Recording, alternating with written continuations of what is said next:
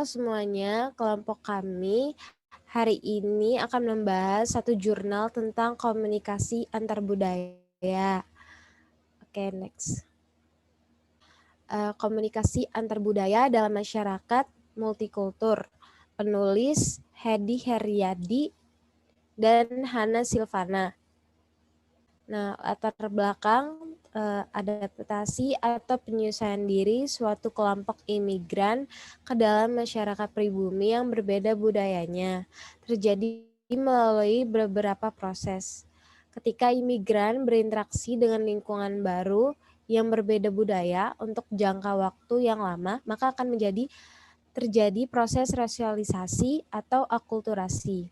Secara bertahap, imigran akan menemukan pola baru dalam pemikiran dan perilaku. Interaksi yang terjadi setiap hari dengan pribumi menyebabkan imigran memahami perbedaan dan persamaan dengan lingkungan baru. Next. Nah, pendatang mulai memahami lingkungan barunya dan mengadopsi beberapa norma dan nilai masyarakat pribumi. Nah, komunikasi antar budaya adalah proses pertukaran pikiran dan makna antara orang-orang berbeda budaya.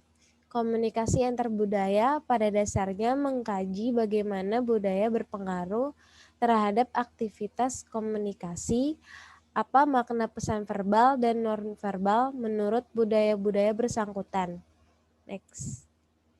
Untuk tujuan penelitian ini melihat bagaimana komunikasi yang terjadi dalam proses adaptasi pada masyarakat etnis Sunda di desa imigrasi Permu dalam suatu masyarakat yang multikultur.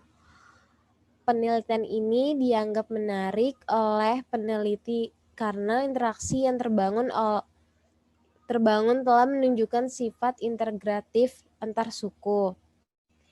Penelitian ini juga bertujuan untuk mengetahui proses adaptasi masyarakat etnis Sunda dengan masyarakat etnis Rejang di Desa Permu, Kecamatan Kepahiang, Provinsi Bengkulu.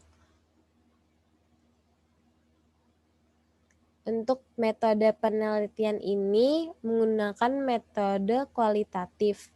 Pendekatan kualitatif berguna untuk menggambarkan suatu realita dan kondisi sosial dalam masyarakat. Nah, pendekatan kualitatif merupakan pendekatan yang berdasarkan pada kenyataan lapangan dan apa yang dialami responden untuk mengungkapkan fenomena komunikasi etnis Sunda dengan etnis lainnya. Penelitian ini menggunakan metode penelitian kualitatif dengan pendekatan interaksionisme simbolik. Untuk hasil penelitiannya, terjadi adaptasi timbal balik antara etnis Sunda sebagai pendatang dengan etnis Rejang sebagai pribumi. Adanya sikap saling menghargai dan menghormati antara etnis pendatang dan pribumi memungkinkan setiap kelompok etnis tersebut untuk menjalankan kebudayaannya masing-masing. Nah, untuk kesimpulannya, setelah melewati kurun waktu tersebut, telah terjadi adaptasi timbal balik antara kedua etnis tersebut. Masyarakat dari etnis Sunda telah menerima kebiasaan etnis Rejang seperti penggunaan bahasa Rejang saat berdialog dengan orang Rejang, melakukan adat istiadat Rejang, membuat dan mengkonsumsi makanan khas etnis Rejang. Sementara masyarakat etnis Rejang banyak diantaranya yang menguasai bahasa Sunda, bercocok tanam padi sawah, beternak ikan di kolam, membuat pegangan khas Sunda, dan mengkonsumsinya. Pendapat saya tentang penelitian ini dengan adanya sikap saling menghargai dan menghormati antara kelompok yang berbeda etnis memungkinkan setiap kelompok etnis untuk dapat menjalankan kebudayaannya masing-masing.